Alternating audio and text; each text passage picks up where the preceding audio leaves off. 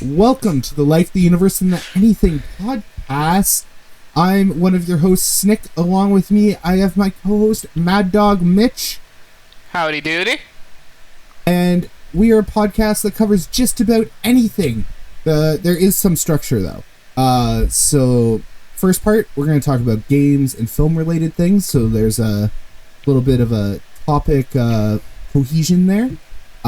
Then we go to the segment. I'm tripping over words. We go to the segment called Extra Bits, which is unrelated topics or kind of related but doesn't really fit into either of those categories like fully.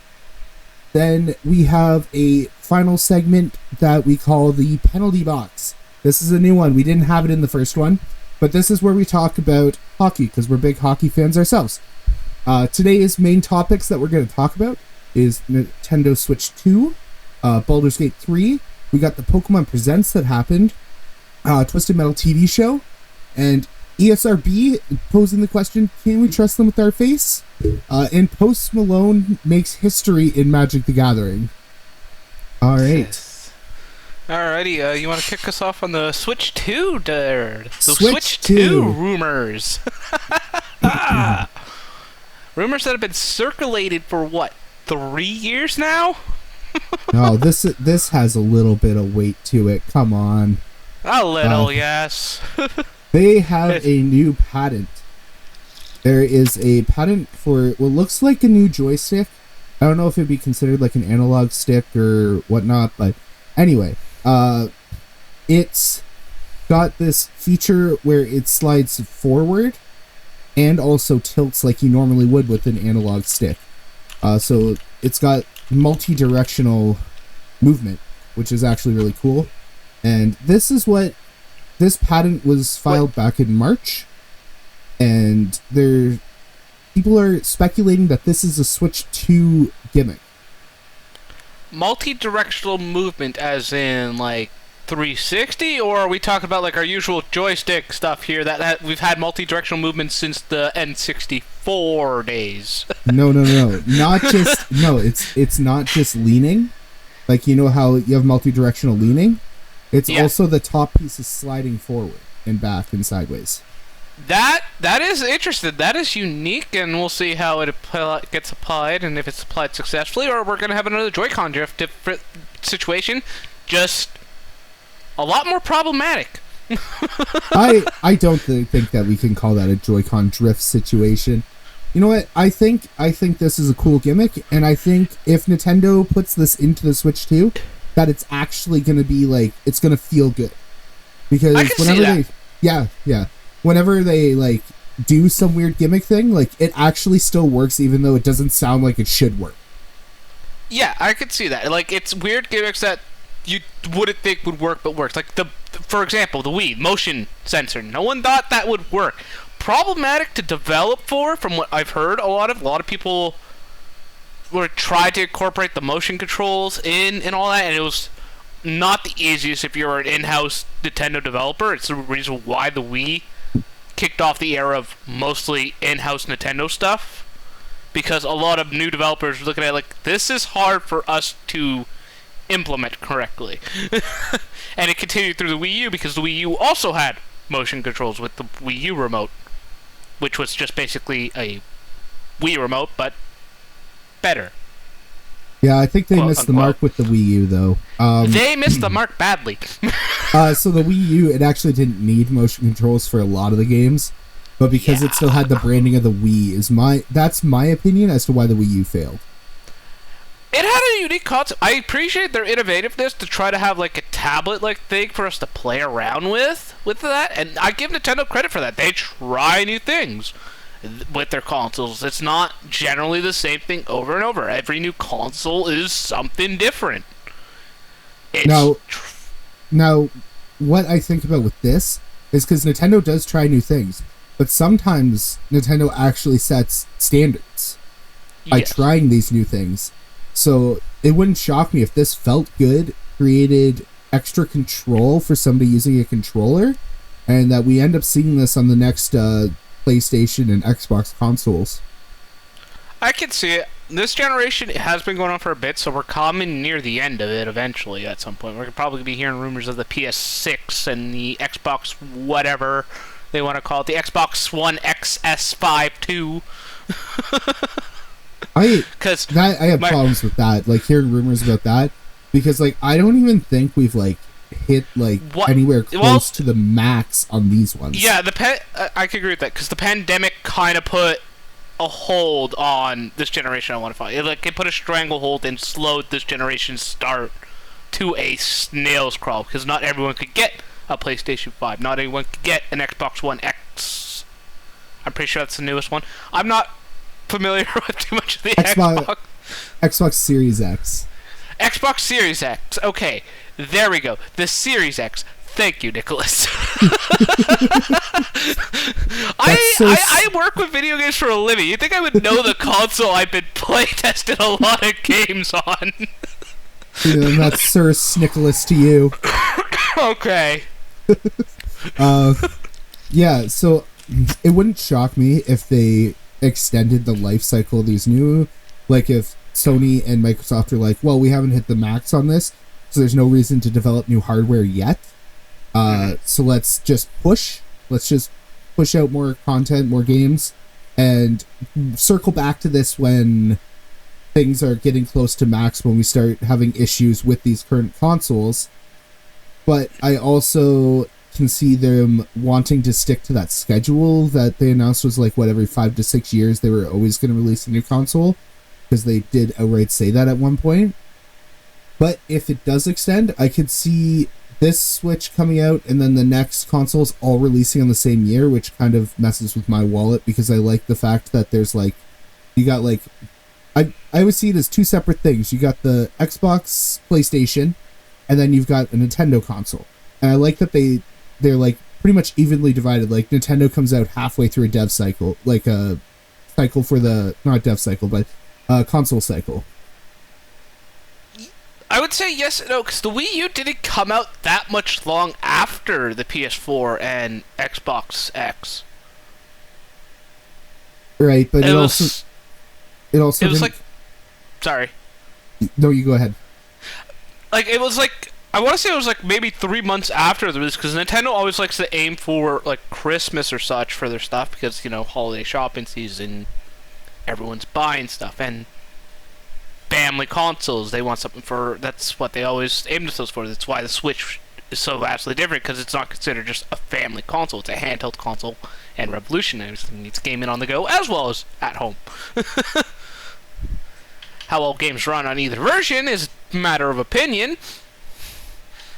Now, I would pose this question: does Nintendo still like that holiday window with the success of the Switch? Yeah, because the Switch, I'm pretty sure its release date was November. No, it was March. Oh, damn. I misread. It was a while ago. I've had my Switch for so long. It's unreal. It's one of my favorite consoles. Like, I could literally show, like, I have it in its case. I've gotten so many games for this thing. It's unreal. It's one of my favorite consoles to play on and such. I just pop on and play on it even while I'm on my PC. Yeah, the Switch came out in March of 2017 alongside Breath of the Wild. So it wouldn't shock me if they were going to take... The port of Breath of the Wild or actual Breath of the Wild's release on the Wii U? Didn't they both release at the exact same time? I want to say they may have released at the exact same time. Like, Breath of the Wild is an amazing port from the Wii U to the Switch. March 3rd, 2017 was Breath of the Wild release date. Same as the Nintendo Switch launch. So, okay, so they released it on both things properly, but I remember Breath of the Wild being intentionally developed for the Wii U. I think the Wii U didn't even get a Zelda game until then. No, I think the Wii U did. Well, I got the HD remasters of Twilight Princess and Wind Waker. I want to say those were both on the Wii U. They weren't on the Wii. But, like, a mainline, like, brand new entry in the series, I'm pretty sure Breath of the Wild was that one and was at the end of its cycle. That just shows how bad the Wii U was. That Nintendo was like, we're not going to release one of our flagship franchises on this. They had Hyrule Warriors. Come on, give them credit for that Hyrule one. Warriors is not a main like as much as I loved having fun playing that game because Dynasty Warriors was one of my favorite games to play when I was younger on the PlayStation and such. That shit was fun as hell. I made it 10 minutes this time, Nick, by the way, before I started swearing. Yes. Hyrule Warriors is not like a brand new mainline Zelda series entry in the Zelda series. It's not Skyward Sword. It's not that. So I can see this working well for Nintendo Switch 2 if they just build off of the Switch. Great. I don't want a brand new spanking new thing. I want something that I can still play Switch games on. A Switch 2, I just want an upgraded Switch. Don't revolutionize too much. I just want an upgraded Switch that plays a lot of games a whole lot better. I'm telling you, it's going to be the new Switch. We'll see. Okay, like I just hope it's like the games and such are still available played on either or version. Yeah, the rumors out there right now are saying backwards compatibility is a thing because Nintendo has announced that they had, like, I think it was last year, they said they have 5 years of Switch games planned. So yes. For it to be that far out planned Switch games, it sounds like the next console is backwards compatible. It would seem so. I would assume so. Or that the Switch 2 is literally just a very much beefier Switch. And Switch games can be played on, and it's just Switch games can be played. It's going to be like the Nintendo DS situation. You know how we have the Nintendo DS and then we got the Nintendo DSi, which was a better Nintendo DS by a long shot. I thought there was the Nintendo 3DS. It goes Nintendo DS and then the DSi technically because it's nothing like the original DS. It had the camera, it had better touchscreen compatibility, it had access to the internet. Well, better access to the internet. It had a lot more features, and then it was the 3DS. Right. I'm thinking this is going to be more of a 3DS situation, especially if they do this new analog stick pattern here, because the 3DS, yes, it had its own 3DS games that took advantage of the 3D stuff, but it also was able to play regular DS games, and they also had both coming out at the same time. For a bit, like every company releases something on their old consoles for I think a year after the release of the first one before it just stops. Unless you're Just Dance, then you just keep releasing games on the Wii long after its life cycle is done. So the last Just Dance game, was it like 2018 for the Wii? I think it was actually 2019. Oh, damn. Or 2020. It's one of those. It was like, it's very recent that Just Dance stopped making games for the Wii. But the Wii was so good for Just Dance. You could shake your booty so was around. the Xbox Kinect. I was like, what the hell? Like, I love the Kinect. But yeah, Just Dance is always a fun game, and I love that it's on the Switch now too, because it gives you that Wii feeling again, because you're just like moving around, boot. So don't ruin a good thing. That's my opinion on this. I think it's just going to be a beefier upgraded Switch, not like a brand new console. So you don't imagine this patent to be anywhere in the final Switch 2 console? Probably not. I think it might be something that they're patenting for a future thing. Maybe a new item, a new accessory to go with one of the consoles. Ooh, new handheld, new little guy. We could get a little Game Boy. I think the age of handhelds is over now. For at least Nintendo. Nintendo has its handheld. It's its handheld console. Hey, Sony has a handheld coming. I heard, yeah, that I remember that. It's weird here buy in it. Sony. I'm buying it. Yeah. I'm hesitant at the moment. As much as I love the PSP and the PS Vita, both great little handhelds and the like only competitor to the DS. Well, it's wireless, so you connect to Wi-Fi, and then it boots up your PlayStation 5, and then you just have your PlayStation 5 in your hand. Yeah. Which, great concept. Let's see how it works in reality. We'll see. Like, it's a great idea, a great concept, that they've sold it very well. I am a pessimist because of my line of work. Okay, here's the thing. Even latency, right? You're not going to get that much latency that a game that you are playing as a single-player game, not an online game, will have that much of an effect. Yeah, I play Game Pass games. Like I had one. Well, I'm gonna be getting that again come tomorrow. And I've been playing MLB The Show through Game Pass on my PC. And latency isn't too bad, and that's just Wi-Fi streaming a game on there. Latency isn't too bad. Would I risk it going online? Yeah. If I'm gonna be playing a game through latency like that onto my Vita, it would probably strictly be single player games. Yeah, like because taking the risk of going online with that, you're adding an extra latency layer on there. Yeah, like I'm not saying you're going to be playing Call of Duty on this. Like I mean, technically you can, but you can. I'm saying, hope like, and pray. I'm gonna play... Hope and pray, my friend. Hope and pray. Well, it's just streaming from your... It's the same way that you connect your PC to your PlayStation 5, but it's just to a handheld instead. So that also works as well right now. Cool. Slight objection. I don't have a PS5. I'm not you. Okay, well, get good, gamer. I plan on getting one. It's just...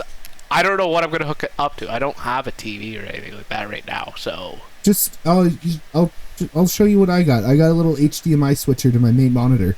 Yeah, that's something I was going to think of doing, is getting an HDMI switcher and just switch between the two and play like that. Because I want to get the new Spider-Man game. I am excited for the new Spider-Man game. That is a good game, and I had fun with the first one. I know I'm loving what I'm seeing from the second one. Insomniac can't do no wrong. You say that. But there's also been other game franchises where you're like, hey, this company can't do wrong. And then it goes wrong. It goes horribly wrong. Name three. Name three? Yes. Does Call of Duty count? No, Call of Duty has always been the same shit every year. They don't fuck around with that too much. And no sports franchise video game series either. That's just easy picking. I don't know if I can name three off the top of my head, but there's always a dud in a series. Well, yeah, yes, I could agree with that. There's always a dud, but it doesn't always kill the franchise. Like, if to go off of that, Call of Duty has fucking Infinite Warfare. Yeah. Yeah, that was not a good one. Well, they thought Call of Duty couldn't do wrong, and then all of a sudden, Infinite Warfare. No. That wasn't... No one thought Call of Duty could do wrong, because no matter what, every incarnation of Call of Duty, there's always people complaining about something on there. And they're valid complaints. Honestly, the balance in that game is atrocious sometimes. I just play Modern Warfare 2. Yeah, I played Modern Warfare 2 as well. I own it. I actually pre-ordered it, to be exact. Oh, it was the first time I pre-ordered a Call of Duty. The first time I pre-ordered a Call of Duty game, because I was genuinely excited for it, and I believe their promise of, hey, this is gonna be the only one for the next 2 years. That lasted about 2 months after the release of Call of Duty Modern Warfare 2 2022. Yeah, I didn't know anything about that, but I could see their argument for that announcement, because they release on a 2-year cycle where they had Black Ops coming out in the opposite. No. They released CODs on a yearly cycle, and there was a thing that they would not be releasing a new Call of Duty. No, that's Studio. No, it wasn't the studio. It was Activision Blizzard themselves who said it. That's the thing. The studio themselves... Whatever, yeah, we can believe the studio, just they have their cycle and such. But it was Activision Blizzard themselves, I believe, that said there would not be another COD after that. We kind of gone off topic off the Switch too, by the way, by a large margin now. Oh, I was just segueing to Call of Duty coming to Switch, right? Yeah, that is interesting. I'm not sure if I would ever play COD on the Switch. I don't trust that. It would probably be a streaming thing, but I remember Microsoft saying in their thing that Call of Duty was coming to Switch. Yeah, and Call of Duty is also coming to Game Pass. Alright, should we move on to our next topic here? Yes, we should. As D&D nerds, I think this one should be very hit home for us. Baldur's Gate 3. Okay. Wow! Baldur's Gate 3. That's a fucking gorgeous game. I will let you go first because you were the one who wanted to talk about this one. Yes, and it's amazing. Like this is a game that's come from a small studio that's not AAA at all. I'm pretty sure it wasn't even published by a AAA. I'm pretty sure it's published in-house if I remember correctly. And it's been in development for quite a bit now. I played Baldur's Gate 2. That was fun. I had fun with that. And I've been waiting patiently on this one for a bit. I don't own it yet. I've been watching people play it. And it's looked gorgeous. It looks fun. There's so many features. The fact that there's apparently 10,000 different ways to finish it, because it's like an actual authentic D&D game, and all your decisions matter. The DM could change the outcome like that. Oh, you decided to raid this thing. Okay, we're gonna change things a bit, and a bit more, and a bit more. All your actions matter. And it's awesome. I love it. I've been mesmerized by this game. I can't wait to own it. I want to play it more. I want to be able to do like maybe host a D&D session in there. See how well that goes. All right. Maybe I could organize people better for that. Honestly, as a DM, that's the one thing that always comes to the problem: organizing everyone. Yeah. So my thing that I found hilarious was IGN's video on this. I watched it, and they straight up called out AAA developers, and I was like, "Oh snap! Here we go!" Because other AAA developers were saying, "Can't expect this from us." They had a extremely long cycle. They were just coming up with excuses for why their games can't be as good as this one. And IGN called them out. They had a good take. Mm-hmm. I'm not going to defend the AAA developer studios for a lot of their takes, but for the long cycle, they aren't entirely wrong on that. Baldur's Gate 3 has been in development hell for a long bit. It was... I'm pretty sure it started development not long after Baldur's Gate 2 was finished. And I'm going to pull that up. When was Baldur's Gate 2 released? I want to guess. I want to play a guessing game. Play the guessing game. All right. Baldur's Gate 2, I want to say it was 2004. Nope. Baldur's Gate 2, 2013. Oh. Okay. So, about 6... Okay, I actually Googled it. About 6 years in early access. It was in development for 6 years, and in early access for just under 3. So, 9 years. So, a year after Baldur's Gate 2 finished, they've been developing this. So, I will give the AAA developers that. This game has been in development for a long bit. It's almost a decade. Okay, so I have no budging here. Because I was super excited for one game that was in development hell and took a long time to develop. And guess what? It did not pay off. I bet you can see in the video right now the poster behind me, and that was Kingdom Hearts 3. Yeah. Oh, come on. It paid off. Fuck. It's a great game. Okay, so the thing that I had a gripe with that was it was just more of Kingdom Hearts. It wasn't like a next-gen Kingdom Hearts. Well, that was the thing. It was supposed to continue the story. It took so long for it to happen, but it happened. And it's not like you Kingdom Hearts fans didn't have anything in between the release of 2 and 3. Right, you guys wasn't the 3 team. The 3 team had 13 years to make it. Mm-hmm. And they did a lot with it. I enjoyed it. It continued the story. It sets up for a proper sequel, which you might have to wait another 13 years for. Who knows? yeah, that's the point. At that point, you might as well be. They better make it like a VR immersion game, because fuck it. Let me play as Ahsoka. let me point something out to you in that point of that's what they gave you. They continued the story. God of War. Okay, we don't... The God of War reboot would it be appropriate to call it a reboot?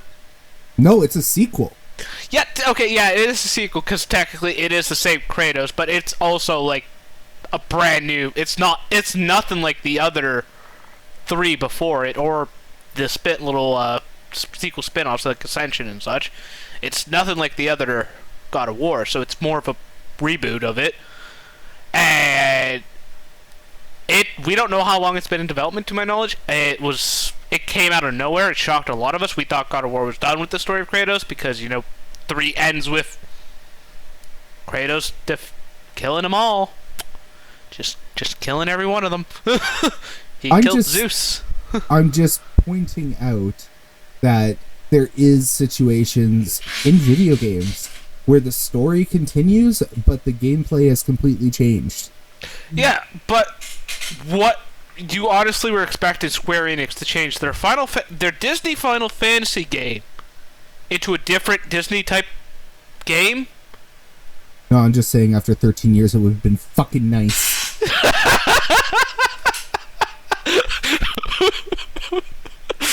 Would have been nice, yes, but sometimes you don't break what works, because Kingdom Hearts games are fun. They're great for that. They didn't want to change that formula because it works.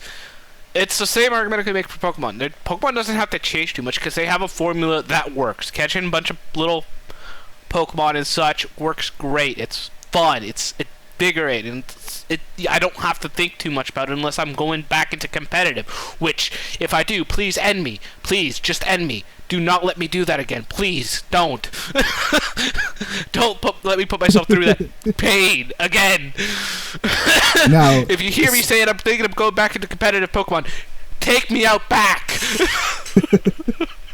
Can I get this in writing? I need to stand up in a court of law. I will put it in writing in our Discord conversation. If you hear me saying, I'm going to think about going back into competitive Pokemon, you know that is a sign to drive your ass out here, or fly your ass out here and be like, alright, Mitch, we're going to go out back for a bit. Alright, speaking of Pokemon, there was a Pokemon, it's not a Pokemon Direct, what do they call it? Pokemon Presents. Pokemon Presents. Let's go. Love it. We got more information about a bunch of stuff. We got release dates confirmed for Detective Pikachu 2. And that's that's gonna be great. I'm looking forward to that little spin-off. The fact that we got voice acting again and such, and it's a brand new story and it looks fun as hell from the trailer. Some people are mad about that though. They're like, oh, they couldn't get Ryan Reynolds to voice the English actors. Like, you probably know how much that's gonna cost that small studio. Like, yeah, Nintendo could probably foot the bill, or the Pokemon Company could foot the bill, but would they? And would Ryan Reynolds be up for it? I think Ryan Reynolds would be up for it. He's pretty much up for anything that's like that's like fun and like outside the realm of like what you traditionally would think of an actor to do. Yeah. I just want to say I got upset. I actually got upset during this when I watched it. I actually watched it today, so it's all fresh in my head. But they're making our Pokemon game, our yearly Pokemon game, a games as a service. What do you mean, like games as a service? You mean the DLC stuff? Yeah, they're not doing a November Pokemon game. Yeah, no, that happened to Sword and Shield as well. I hope you realize that. We didn't get a November release in Sword and Shield, like a new game in November. And this actually brings up an interesting topic. The Pokemon fan base is divided at the moment about this, because we're used to yearly releases from Game Freak / the Pokemon Company for games or something, be it mainline or and such. We're getting a new game technically with the Pokemon Detective Pikachu 2, and that's coming out in September, if I remember correctly. If I remember I watched the present when it was live on the Tuesday. So I want to say it's like in September as well, but we're getting the DLC in September as well, and that DLC looks really great, looks really fun. I look like I'm gonna have fun when I finally get my hands on it. I haven't yet to pre-order it, plan on it though, because I enjoyed the Sword and Shield DLCs. First part of it, not so much. The Isle Armor could have had a lot more to it, but the Crown Tundra was godly and great. I had a lot of fun with that. Dynamax Adventures was a blast. I'm looking forward to this one because it looks like it actually ties into a lot, and we're getting like a lot more than just regular DLCs with this. We're getting a lot more story added on that relates back to the mainland stuff. Sorry, I'm getting my mind blown right here. Why? We didn't have a Pokemon game in 2020? No, we didn't. I could have sworn we had a game. No, we didn't. Literally. I thought we had a thing. No, we did it, and it's as people say, this isn't the first, and it's what some fans want. We want Game Freak to be able to take longer with the stuff, so the games aren't as buggy or messy upon release. As much as I have fun playing Scarlet and Violet, the FPS issue, like, it is a beautiful game. The graphics look great on the Pokemon. Overworld 50-50 depending on where you are. The performance is a different matter, and it's like, you guys gotta patch this out or something. They gotta figure out something. I want them to take longer for that factor. It's like, you could work this stuff out with a bit more time. Some people say they should hire a bigger team, but it's like, as someone who works in the field, and you could probably vouch for this, a bigger team doesn't always mean there won't be less problems. In fact, it could lead to the inverse. There could be more problems that come up. I actually can't vouch to that. I'm at a very small company. I work QA and such the amount of times. So like, the smaller companies that my company has worked with have less issues in their games than the bigger companies, and it's like, ha! So this proves the theory: a bigger team does not always mean less bugs. In fact, the inverse: bigger teams mean more bugs because you got more chefs in the kitchen, kind of thing. Situation. You got more cooks in the kitchen, more chefs and such. So there's more chances for a fuck up or something to happen, miscommunication or some sort. Mm-hmm. But back to the point. Back to Pokemon. I just had my mind.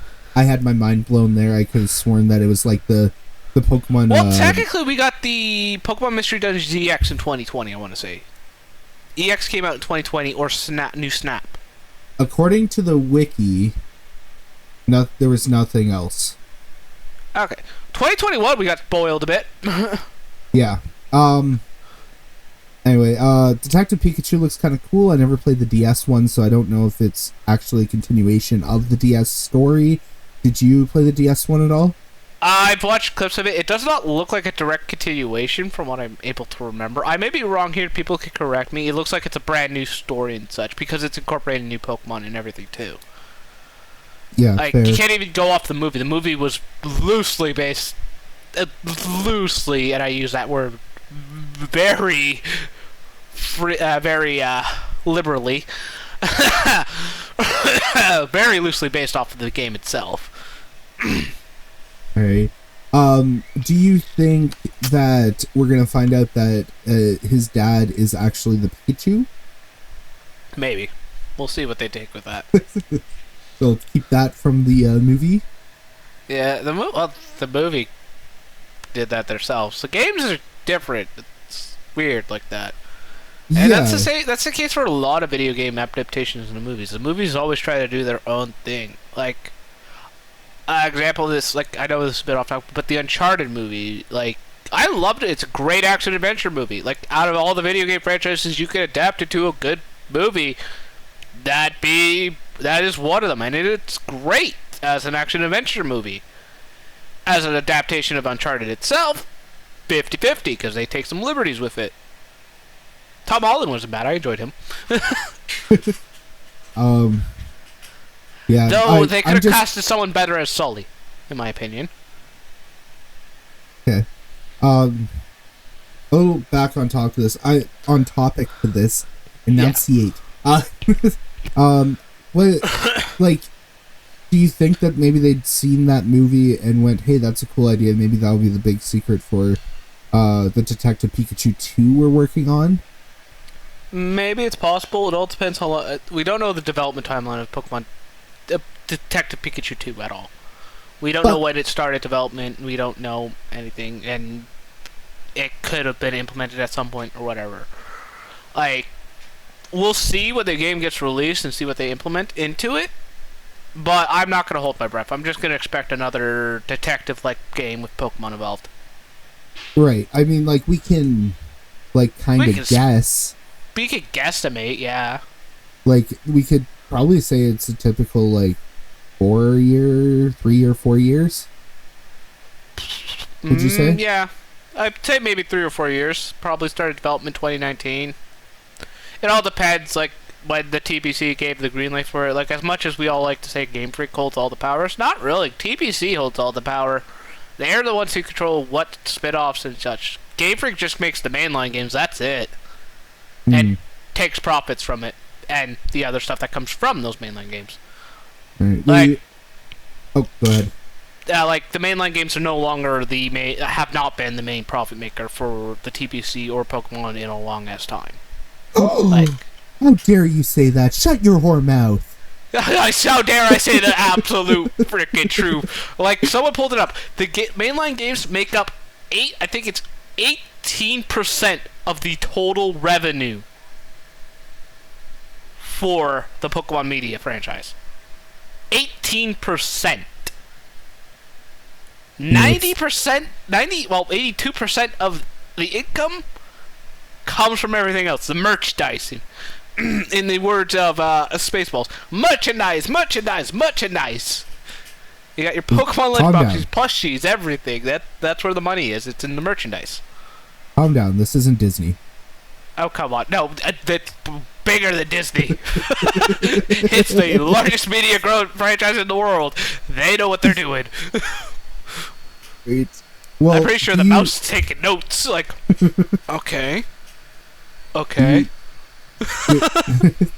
Do you think that that 50% of Nintendo Switch Online sales are going to be related to the Pokemon Stadium 2 coming to Nintendo Switch Online? Oh, I could see it. I love that. I can't. It's why I'm gonna get when I get my Nintendo Switch Online back. I'm going for the expansion pass because it's like Pokemon Stadium 2. I have vivid memories of playing that in the minigames and being beaten by my siblings and also beating my siblings badly. My only gripe with them is like if I'm gonna do the gym tower challenge, I have to use the rental Pokemon and I can't import Pokemon from Gold, Silver, Crystal, unless by some miracle we get those as well on the Switch. Please, Game Freak, please give us the Game Boy games on there and let us have connectivity to import the mons from there over. Give us a way to get Celebi again, please. Yes. Yeah, so I don't really have anything to say other than that. Other than that, it's really cool that that's coming. The Pokemon trading card game one was kind of out of nowhere. I was like, okay, cool. It's part of Nintendo Switch Online, no big deal. But I saw that one coming because it's like one of the so far what's come to the Nintendo Switch Online from that's Pokemon related have been all spin-off stuff. It's nothing from the main line. And it has a speculating. Okay, are they going to just hold on to the mainline stuff permanently, or are we going to get like proper ports or something to it? Like, to say I would love to play Black and White 2 or Black and White on the Switch and on the go would be amazing. As much as I don't mind you playing it the way I currently play it, I wouldn't mind being able to play it on the go again without having to get myself a DS and then paying like full retail price for one of those games. Alright, I'm ready to tinfoil hat out here. You ready? Okay. Tinfoil hat's on, everyone. So, they're gonna release the Pokemon trading card game on the Nintendo Switch Online. See how the reception is to that. And then they can release their own Hearthstone or Magic Arena version of the Pokemon trading card game and get all those sweet microtransactions. I hope you realize that already exists. What? There's a Pokemon trading card game online already. Yeah, no, that's like Magic Online where you have to buy packs and stuff, right? You can also get packs on there. Right, no, like you have to buy things when you go in there, right? Yeah, like, no, you can free way to play. I think there might be. I'm not too sure. I haven't played the newest iteration, but basically they've already done that. So to explain it, like how I would see it, because like they have Magic Online, which is like you have no collection or anything. It's like as if you were starting fresh, like playing the actual physical card game, and you have to buy tickets, and you use those tickets to buy packs, enter events, and I don't think you buy singles. I think you trade tickets for singles.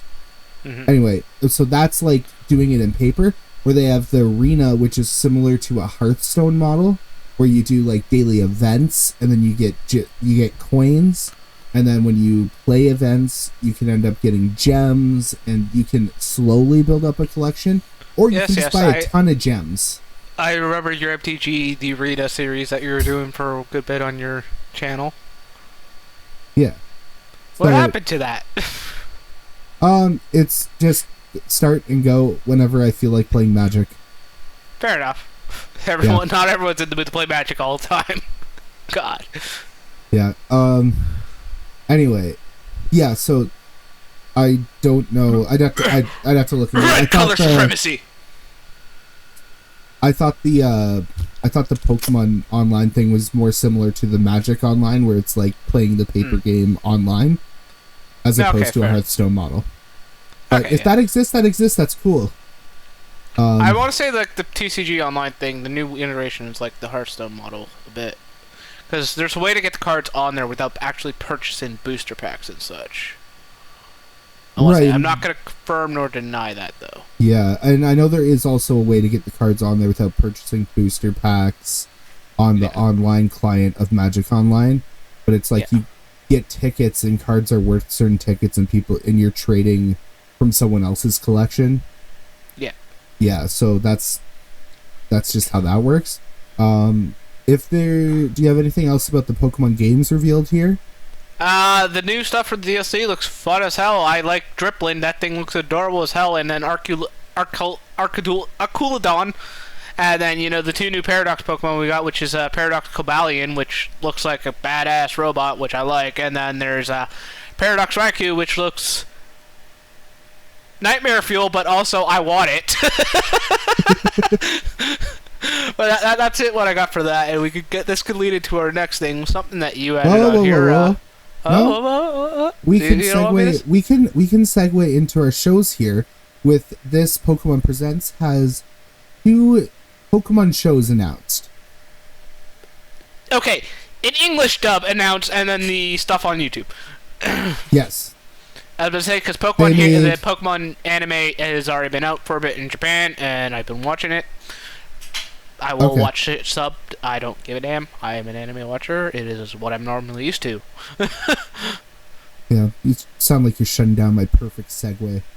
I am shutting down your perfect segue. I'm sorry. Yeah, I saw. This is the first time I ever saw either of those, and I was like, wait, they're doing Pokemon as Yu-Gi-Oh? Mm-hmm. A Yu-Gi-Oh Pokemon? Yeah, I've actually seen the first episode of that on YouTube, and it's not that bad, actually. It's pretty decent.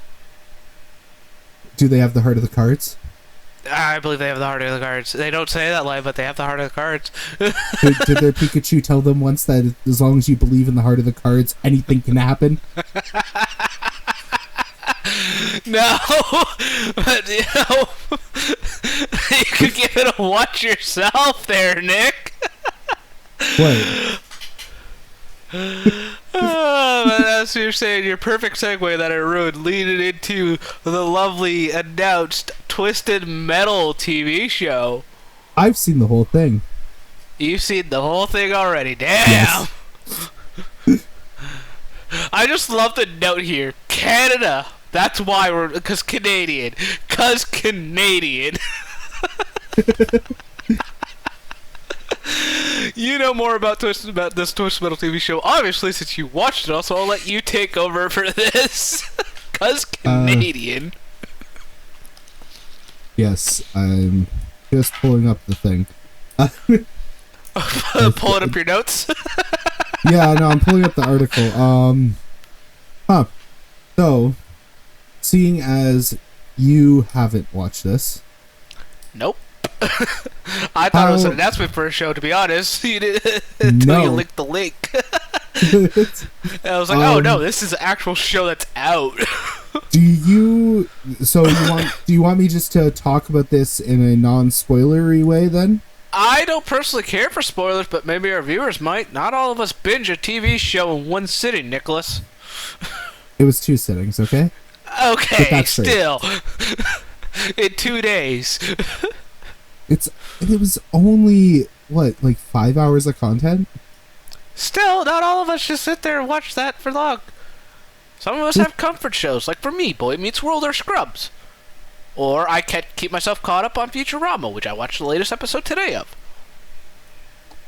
Okay, but do some of us go to bed before 2 a.m.? I don't know, do you? Oh, I technically go to bed. I don't fall asleep till like... Yeah, no, that's okay. It's like I laid out at like midnight, and then it's like I pass out by 2:30 at the latest because I'm watching videos and such. Anyway, so I will talk about giving my impressions on the show, without spoilers. That be wise. Unless you want to put up another spoiler warning. Yeah, so I actually loved the show. That's good. It was awesome. It was a thrill ride. It was like Walking Dead meets Fast and Furious, which I mean a Twisted Metal show should be. I was about to say, you've played the games. I was expecting that too. Yes. That's like my bare minimum, like Fast and Furious, but with death. Lots and lots of death. Right. So he's having a hard time if you here.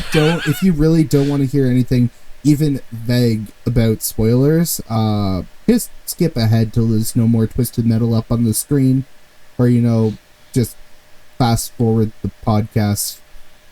Yeah. Because I might get into something that's vague that's kind of like a spoiler to some people, but it's not. It's hard to dance around the spoiler thing. I get it. When I remember back when Endgame came out, when you're trying to describe it to people, it's like, would this be considered spoilers? Now, Ooh. see, I don't know if the statute of limitation on spoilers is up on this, because it's only Canada where it came out this week or last week. Yeah. So in the States, I think it was 2 weeks ago. So I would say you're safe for spoilers for mostly American viewers and listeners. You know what? I think we're safe because, if anybody actually really cared, they would have torrented it. They would have found it. Yeah, they would have found a way to watch it early. I guess you didn't really care enough to do that. Disclaimer, I'm not actually telling you to torrent things. That's illegal. Please don't do that. Cover our asses, cover our asses. We are not encouraging pirating, but yo ho, shimmer me dee. Do being a pirate is so much to be. We're not encouraging pirating, but there is a cool place called a bay. Yes, pirating is very bad. Don't do it, folks. Never do it. Don't. No, it's never good to do.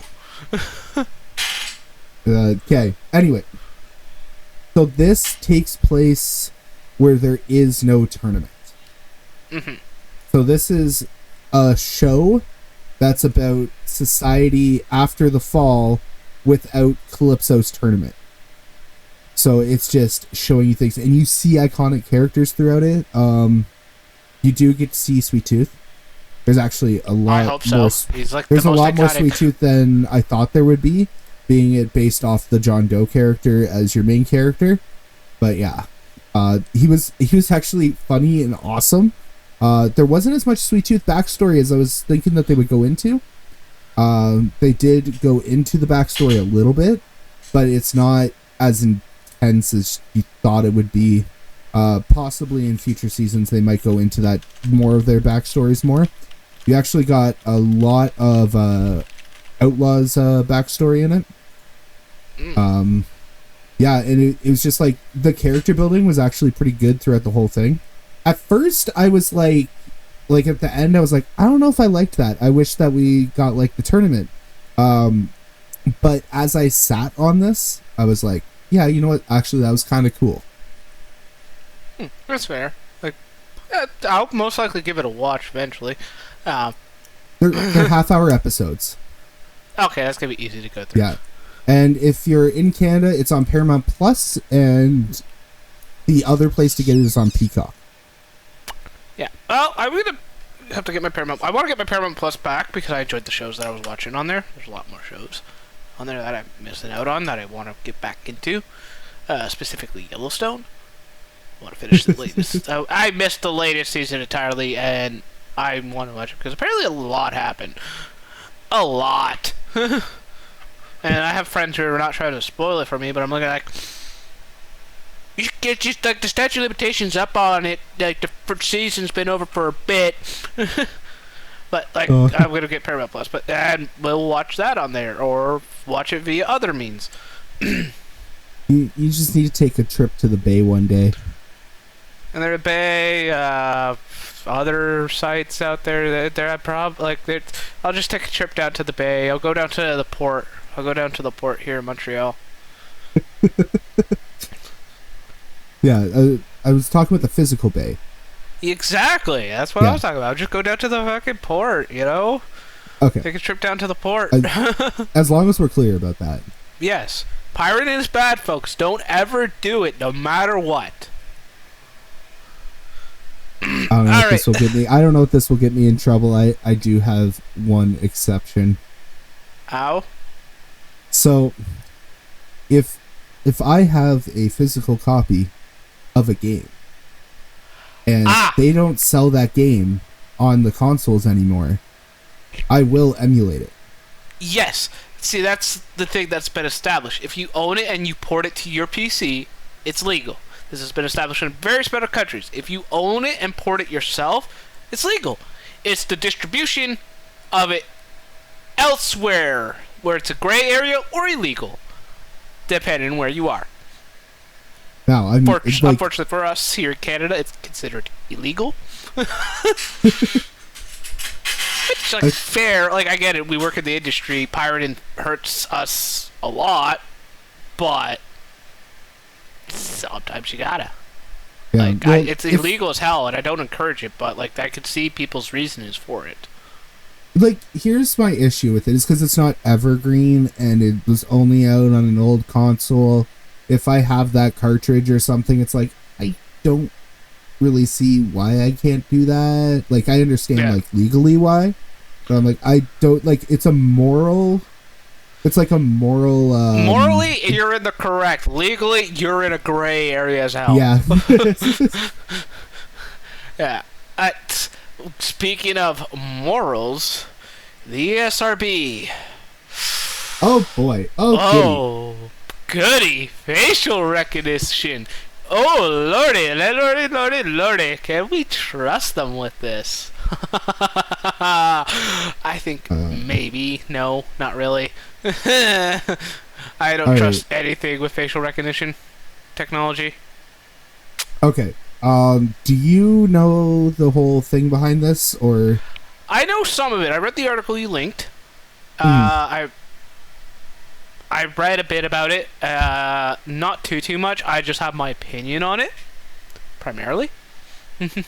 Okay, do you want to give the synopsis, the summary, the cliff notes for all our listeners? No, I'll let you give the cliff notes again. This was like one of your tidbits that you added on here, so I'll let you take the lead on this. All right. So ESRB wants to start using facial scanning technology to check people's ages. This will not be checking a definite age. This will be giving an age approximation to determine whether or not people are able to play said game. I believe there was a thing saying that parents can approve if the facial recognition says that they're lower than their age. But I mean, this is like one of those things where you can get Grand Theft Auto from your grandma and not be able to play the game because they're like, oh, yeah, you're not old enough. Like, speaking from like a consumer sort of stance on that, like, and it's also good because, like, let's say kids just go out and get somebody to buy it for them, or that person at GameStop just doesn't care enough, and they just sell it to the kid, then there's no way for them to actually play without parents getting involved. But where are these faces being stored? And also, you're storing faces of minors. And here's where I have a little opinion. That's morally gray as hell. I don't trust that at all. Storing that data, whatever. I get it. Trying to prevent kids from playing these type of games is that you want to make sure they don't play games that are rated M and whatever. But here's another thing. Nick, we've known each other since college, right? Yeah. When I'm clean shaven, how old do I look? Oh, you just a little baby face. Exactly. So this gets implemented on a day I have to shave for like to make myself look good. Like right now, it's not that bad currently. Like I got my stubble and all that going on. Clean shaven, I don't look like I'm in my 20s. I don't even look like I'm over the age of 18. I look like I'm a kid again, and it's annoying as hell. I get carded like frick anytime I go clean shaven, and it's like, yeah, this is not fun. So to have that in a video game concept, it's like, no. You know what? Frick off. 25 years. Give it 25 years, and tell me that that's annoying. Because I'm sure you'll love it in 25 years. Oh yeah, no. When I'm in my 50s, I'll enjoy my baby face. I'll live it. I'll love it. Yes. As a 27-year-old, it's like, I'm an adult. I'm a young adult at the end of the young adult line. Sorry, Nick. Oh. I'm sorry, you're not considered a young adult anymore. At least not by the Canadian government standards. What? I'm younger than most adults out there. So am I, but you're not a young adult anymore. By the Canadian government's census thing, you are an adult now. I'm like 17 mentally, right? Mental age does not factor in this. If it did, there'd be a lot of people not allowed to do a lot of stuff. Hell, half our fucking government wouldn't be allowed to be in office, I think. But, no, I don't trust it. It's morally gray, because as you said, where are they storing this? And these are minors' faces and such. Where are you storing this? Who's going to have access to this? I would not trust anyone with that data. I barely trust my phone with my face unlocking shit. I just do it for convenience, but it's like, I don't trust this still, because if that data gets leaked, my face is everywhere. But I also have my face all over social media, so that doesn't irk me too much. Oh, my face is all over social media, it don't matter. If someone's going to deepfake me, they're going to deepfake me. And I'll take the appropriate legal routes to fight that. Alright, so I have, like, this is just like my general thoughts on this. It's like, this is literally a Black Mirror episode. Like, it's just a corporation collecting data. What? I see that Black Mirror reference. That's the first for us here. Let's see how many we're gonna get. How many more we're gonna get? Like, this is literally like a Black Mirror episode, and it's just a corporation collecting data, storing your data. How many times has a corporation been hacked into? When did we start trusting corporations with all of our data, but just like not caring that we're giving up like pretty important data, like what's our face and our retina, like, because you would get that off a picture. Yeah. You could probably mimic that if it was a good enough camera. Like we barely even trust, like in Canada, we barely even trust our telecommunication services to stay up. What do you mean stay up? I haven't had any issues with Virgin since I've been with them. You don't remember the big Interact blackout? Oh, you mean the Interact blackout? That's not telecommunications. That's on that's just what the fuck. I don't know what the fuck happened there. That was like, what the hell? And then there's Rogers blackout not long after that. Yeah. Actually, no. I think they coincided together. I think they were like right one on top of each other, and I laughed my ass off at the Rogers users. Like, damn, Rogers, that's next level incompetence. The reason I say that is because I believe it was a telecommunications company that runs our Interact across the country. Yeah, I believe it's Rogers itself too.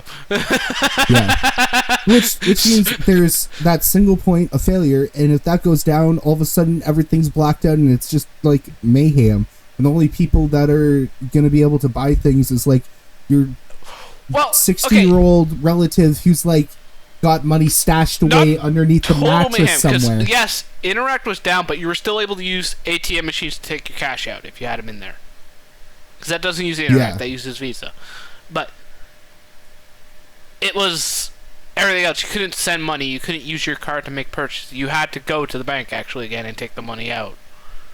I remember that because I was out of smokes that day, and I asked my father, hey, can I borrow $20 to get a pack until I go see you guys this weekend? Like, till I go see you guys tomorrow?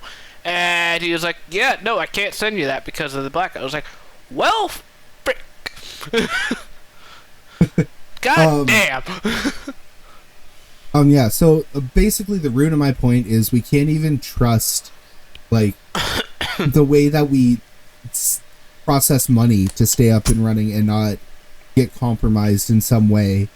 How are we supposed to trust just any corporation or anything to just gather our facial data to let us into a video game and just, we don't know what they're doing with that.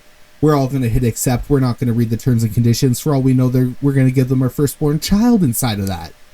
Yeah, no, that's not legally binding, though. Like, that's actually been established in court, by the way, that the companies can't use the terms and conditions as a thing against people. So, like, oh, you agree to your terms and conditions because it has been deemed those things are unnecessarily long and that no reasonable person would read all that. I think that depends where you are. I've looked through a lot of terms and conditions for a lot of video games. I've actually read some of them. Those things are unreasonably long. They can make them shorter and more to the point. They don't need to add a lot of that stuff in there. They make it that long so no one reads it. And it's why anything that happens in there and if someone feels ballsy enough to take it to the court, they will most likely win because it's already been deemed that most companies make them unreasonably long. Right. I'm just saying, I think it depends where you are in the world, whether that would be the ruling or not. So I think it was ruled in the U.S., so it's like standard, and even the EU, they are very consumer friendly. They're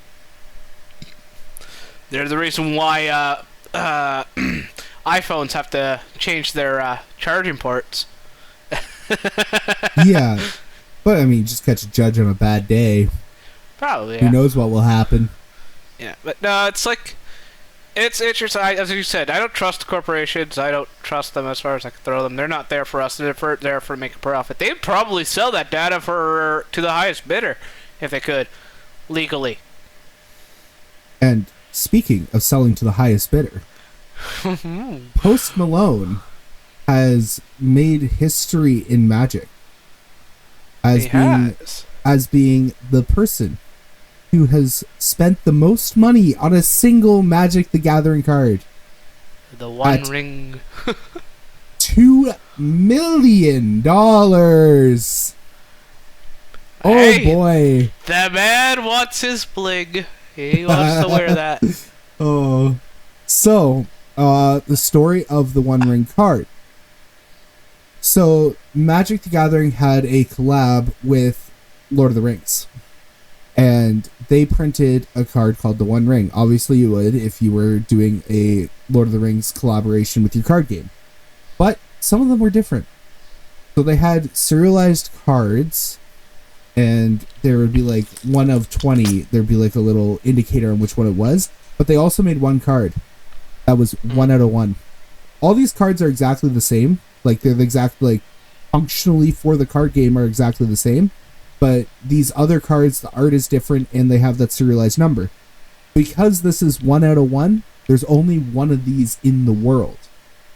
So, a guy in Toronto actually opened it, and got it PSA graded right away. It got graded real fast, because there was, like, special things in place so that it would stay as mint as possible if somebody was getting graded right away when they opened it. And so it got graded real fast, and Post Malone bought it.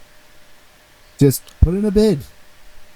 Those who don't know, Post Malone is actually a huge fan of Magic the Gathering. He's one of the biggest celebrity nerds out there. I love that man.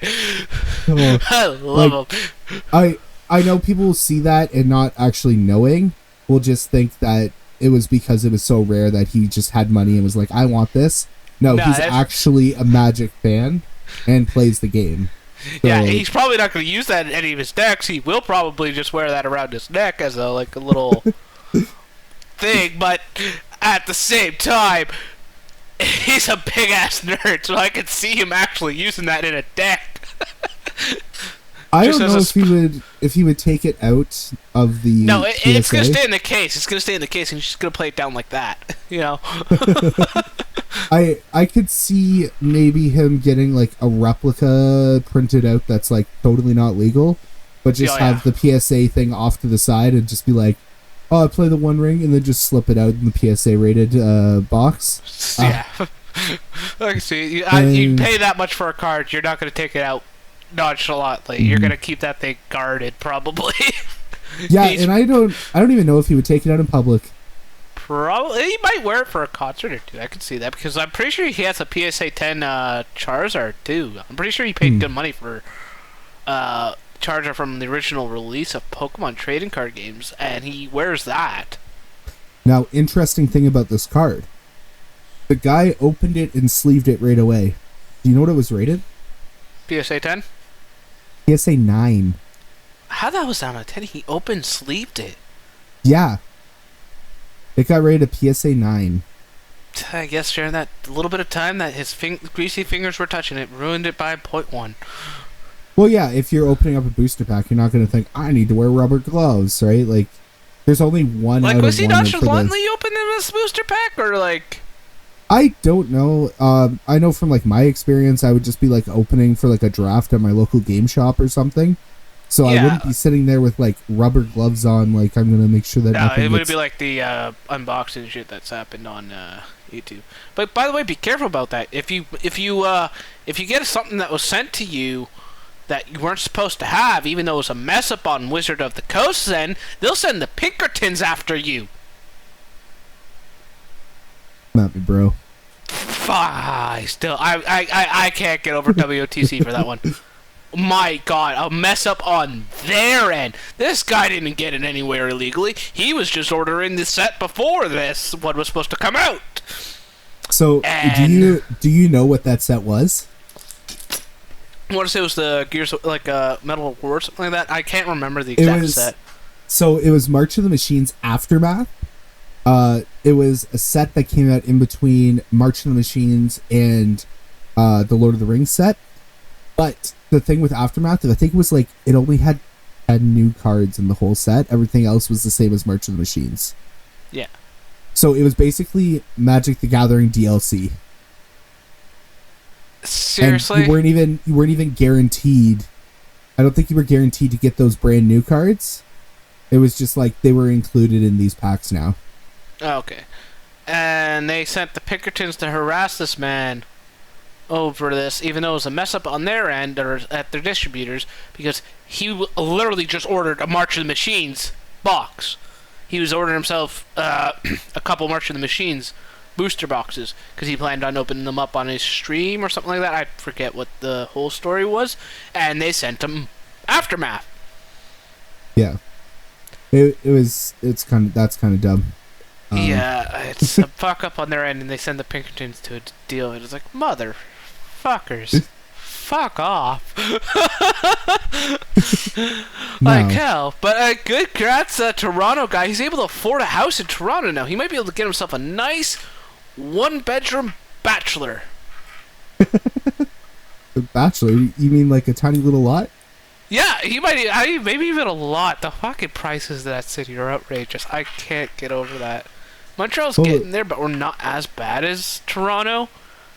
But my God, something needs to be done in that city. Actually, across this country, things are getting done. They're building new houses, but they're just a couple $1 million each. Yeah, no, there's a huge issue here going on here, and that needs to be addressed. Anyways, speaking of Canada, this glorious country, and the fact that I keep swearing, I think I need to go to the penalty box. I just one more thing. When he gets $2 million, you have to remember Canada is taxing that. Oh yeah, big time. It's considered a sale.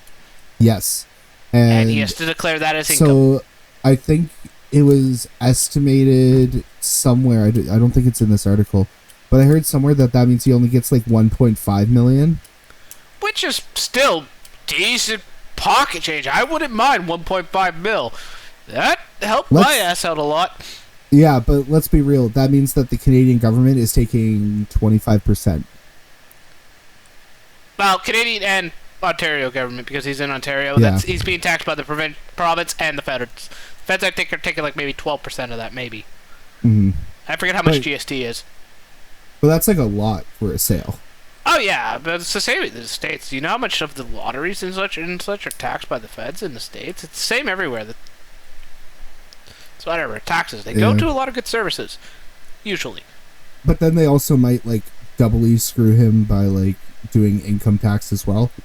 No, if he's already paid his taxes on the income taxes, it won't affect him. No? Technically, he could have got that $2 million, and then when he filed the income taxes, he would just owe the federal government and the Ontario government $500K. Okay. He was smart to do the tax part when he got it. Yeah. That, at least I just heard rumors that he did it when he got it, and then only got 1.5. But yeah. It's whatever. He's got a lot more money than me and you have right now. Yeah. Come on, Post Malone just paid him $2 million to hang out. Yeah, basically. I'd take that any day of the week. Yes. So yeah, let's move into the penalty box. Your fucking Canucks finally done something! Oh, did they? Yeah, you guys signed a third. You guys got your center depth. You guys got P.S. Sutter. I'm not very caught up on it. Oh, clearly, not bad. We're supposed to do research and such before this. What's been happening in the hockey world and such? I'm caught up on the hockey world as always. I'm a big hockey fan. I'm a big sports fan in general. I know that that Montreal got a guy back, but they didn't welcome him back. Yeah, the Erik Karlsson trade happened, and part of that trade was Montreal Canadiens. San Jose sent Erik Karlsson to the Pittsburgh Penguins for a bunch of players, and Montreal was involved in that. Montreal sent Mike Hoffman back to San Jose. Low-key, when I heard that news, I was hoping 24 hours later, San Jose would have flipped him again for something else and let that meme live on. The fact that he's been a Shark twice but never played a game for them. They can still trade him to let that live on. The man's been part of their organization twice but never played with them. First time wasn't so funny for a case of me because I was a Sens fan when that happened. Still am a Sens fan, but... And Jeff Petrie went back to Montreal after a year being sent to Pittsburgh. Yeah. But there was no welcome back announcement or anything. Nothing of the sort, so we'll see if they're keeping him, but it's probably going to be welcome. It's probably something in the works. Like, he was with the Orc for a long time, and he left on not so good terms-ish. Right, but we'll see.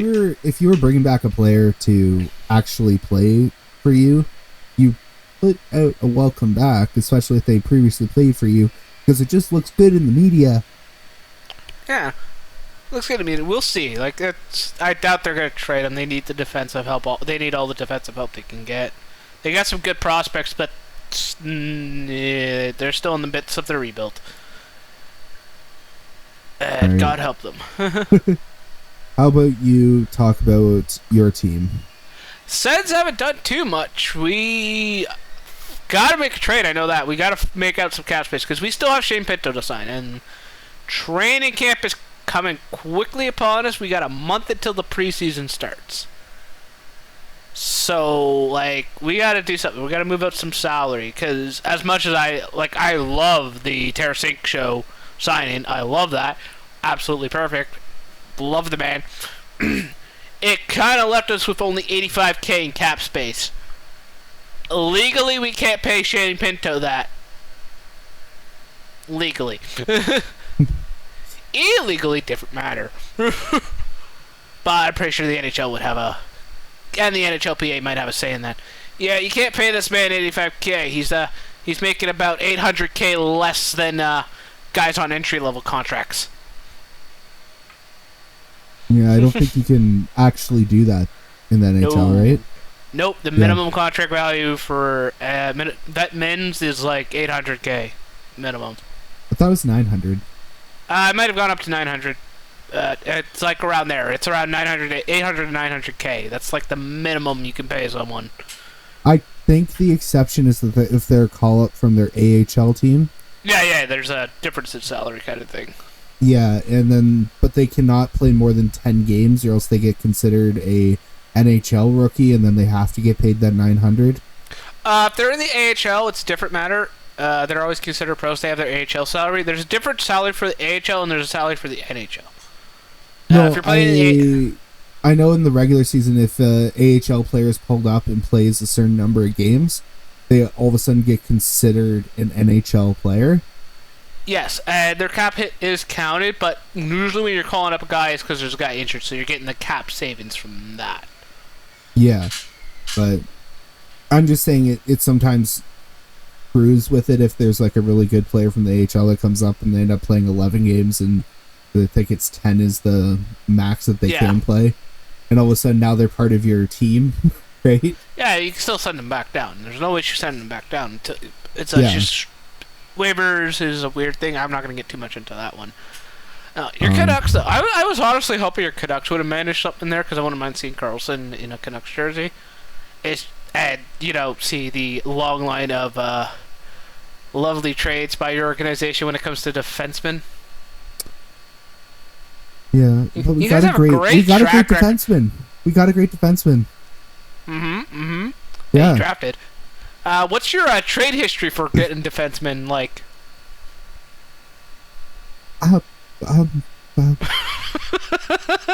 No comment.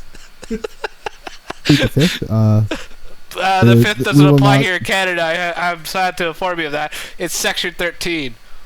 Oh, sorry, Section 13, plead the fifth. We will not be commenting on this at that time. Oh, come on. Olio wasn't that bad for you guys. It's just his contract was, yeah.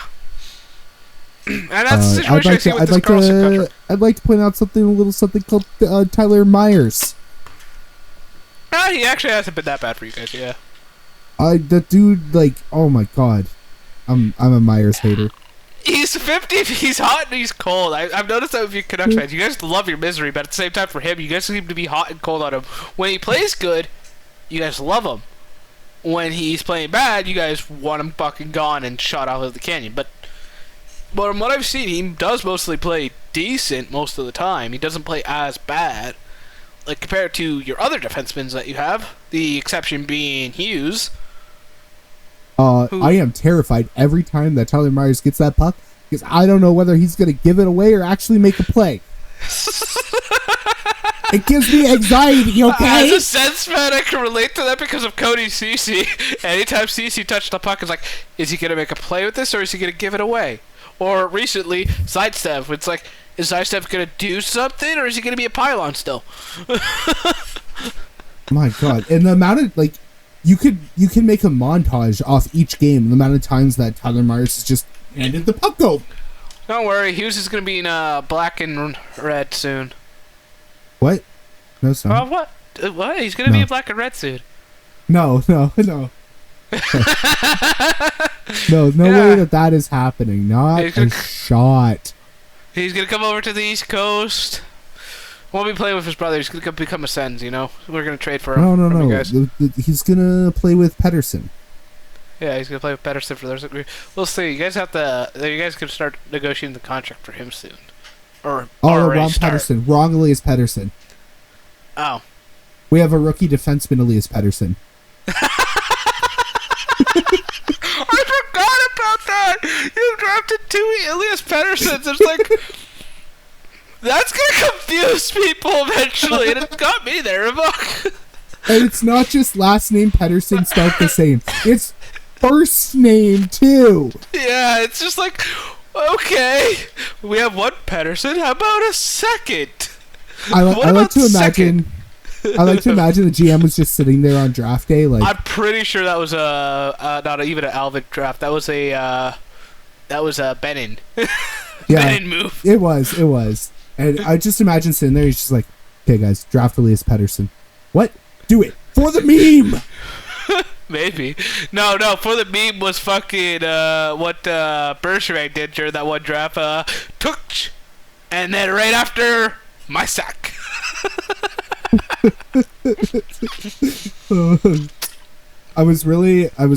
I had, like, hopes, but not very high hopes. I was kind of hoping that, you know, that there was like a little bit of backdoor politics happening there and that we were going to get Connor Bedard dropping down all the way to Vancouver. Yeah, no way in hell that was going to happen. You fucking know that. You guys, I feel bad for you guys in the Wings. You guys can't win a lottery, can you? No, and also I blame Demko for getting healthy. Hey, if you want to keep blaming Demko, I'll gladly take him off your hands. We got a slightly No. used Forsberg for you to use. No, last season we needed Demko to stay gone after the holiday break because we were literally sitting at we were like second or third top. I can finally make get this reference. Connor Bedard. So I don't mean to just cut you off here. I'm sorry, but I can make this reference. You now know how Montreal Canadiens fans felt during the Price era. When you have an elite goaltender that keeps you from being bad. Yeah, but Well, we also didn't. Well, we kind of did. We didn't get as far as they did in the playoffs. no, you guys have to make the playoffs again. Right, Outside but- the bubble. Price did have that time when he almost stole the whole playoffs until he got injured. Yeah, Price has a lot of those moments, and I cannot wait till he's officially retired and is inducted into the Hall of Fame, because he is certainly a Hall of Fame goaltender. As I've told people, like, I hated him for the team he played for, but as a goaltender, I frickin' love him. As a fellow goalie myself, I loved him, because it's like, he's elite, he's up there. But I understood why Montreal fans hated it, because their seasons always rested on him. And that was a fault of the front office, and any Montreal fan I know, much so that the front office failed to carry Price. Big time. Can I see that happen with Demko? Maybe. Your front office got lucky and has drafted a perennial elite forward and elite defenseman. It's just to get the rest around that. The one thing that I give to Vancouver is they are great at goalies. Demko, I think, is your first homegrown in a long bit. Because Markstrom you got No, from... No, the team. Oh. Like, we had Luongo. Yeah, but you got him from Florida. You didn't develop him yourself. He was already established in Florida, and then you guys just traded for him. Right, but he didn't, like, pit her off like some goalies do. True. No, he was still Right. elite, and it's the reason why he's in the Hall of Fame. He also came here and still had development to be done. Yes. And he So- gave you that memorable 2011 run. Yeah. I'm just saying that, like, Vancouver, when it comes to the team, like, picking up goalies and getting goaltending, they don't seem to really have any time when it's like, yeah, goaltending sucks, that's our issue. Markstrom, before he got, like, that 1 year. Like, Markstrom, when he went to you guys, wasn't good until his final year with you guys. Because I remember a lot of Canucks fans shitting on him because he was playing bad.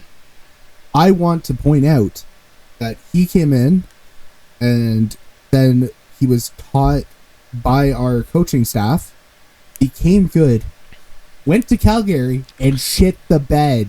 The Calgary Canucks, as many people like to refer to them.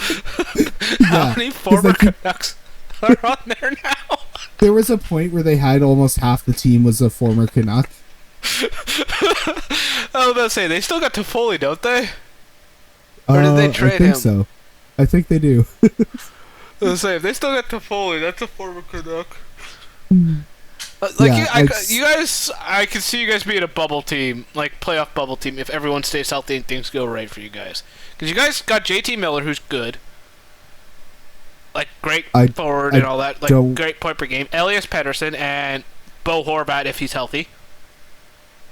I don't want to talk about the Miller contract. Okay, the contract isn't bad. Like, it's not that bad. He's worth that contract. It's just the length is what you can criticize. Will he still be worth it at the tail end of that contract? The issues I have is that they're like, oh, we need to sign Pettersson. Oh, we're going to need to sign Hughes after that.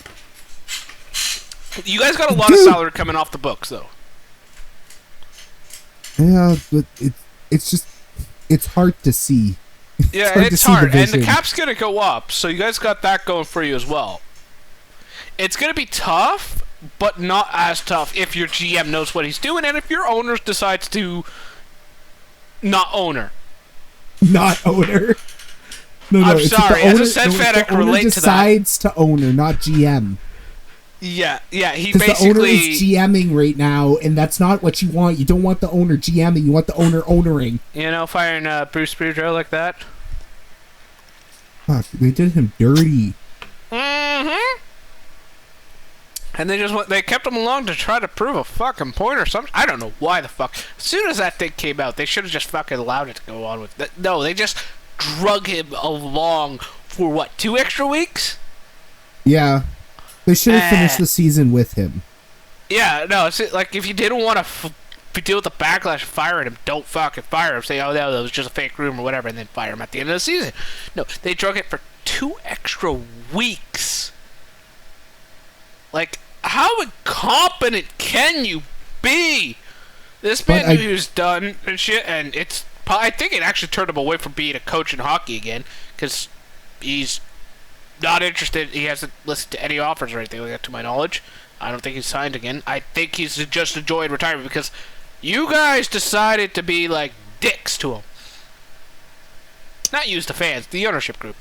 Yeah, the fans were actually quite nice to him. I like what the fans did, because like if you like, first off, I just want to say if you saw him after the last game, he was broken down. He was like somebody who's just been bullied by someone.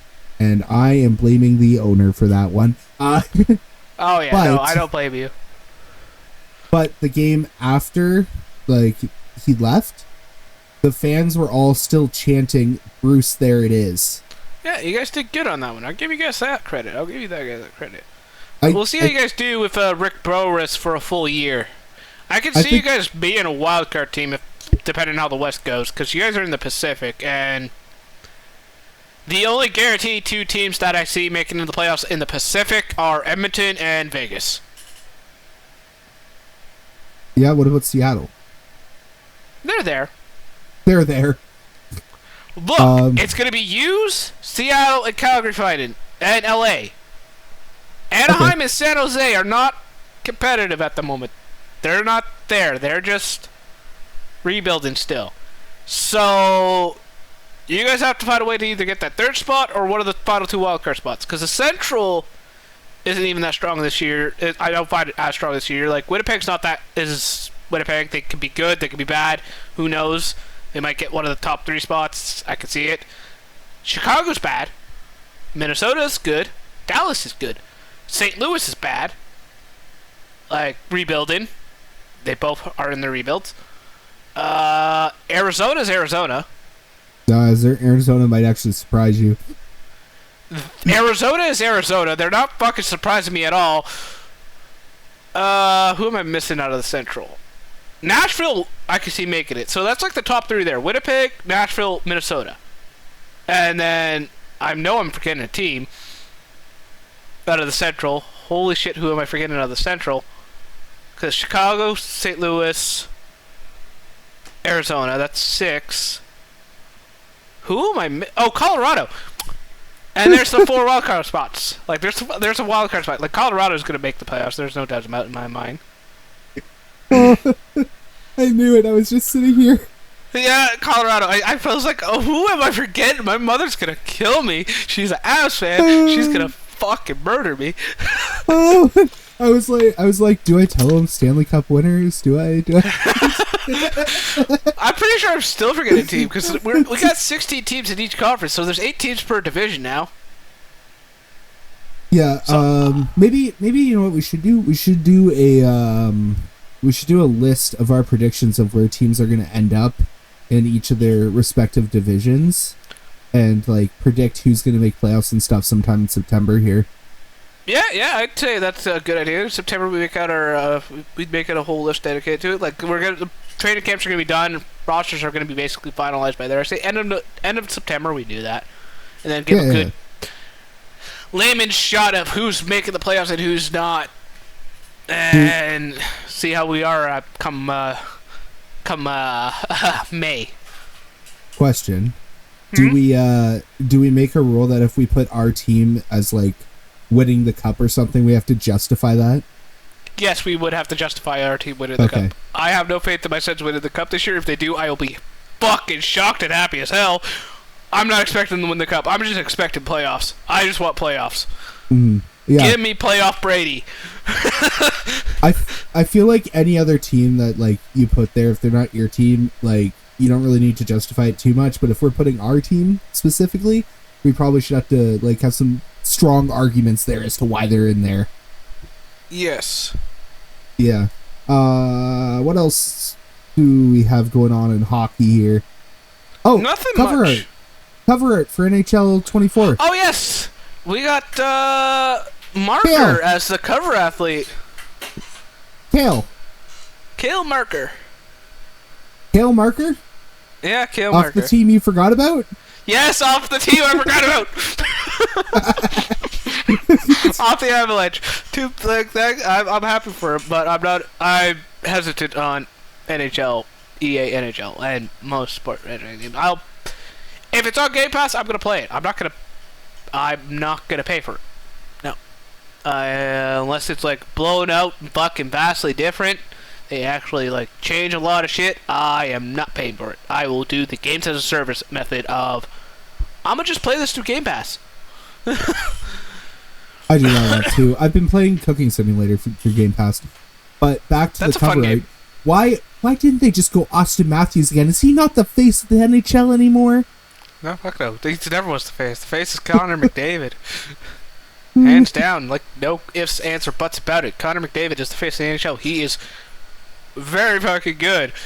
Scarily say it, the closest thing we've had to Lemieux and Gretzky for our generation. No offense to Sid. Sid, sadly, could have been that if he didn't get knocked in the head a couple times. Yeah, okay, so here's the thing with, like, when I view NHL compared to all the other sports and stuff, I feel like NHL is missing the mark.